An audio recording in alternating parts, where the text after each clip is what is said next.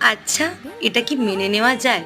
তোমরাই বলো, একটা নয়, দুটো নয়, তিনটা একদম একই দেখতে বোতল। চেনার জন্য নিচে হালকা একটু রঙও লাগিয়েছিলাম, কিন্তু তাতেও হচ্ছে না। ভুল বোতলটাই হাতে আগে চলে আসছে। তাই ভাবলাম, না, এরা দুজন যা করবে করুক, আমি আমার বোতলটা একটু সাজিয়ে ফেলি, যাতে করে এদের দুজনের কাছে আমার বোতলটা খুব সহজেই চেনা যায়।